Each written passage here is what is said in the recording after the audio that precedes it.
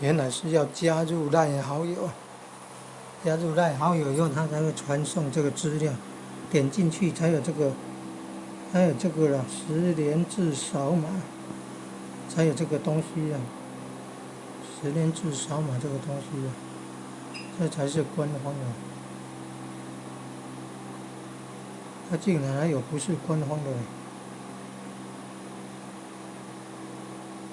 哦，不是官方的要求电话号码，真厉害，很多都会有那个仿效的，很多都会有那个仿效的。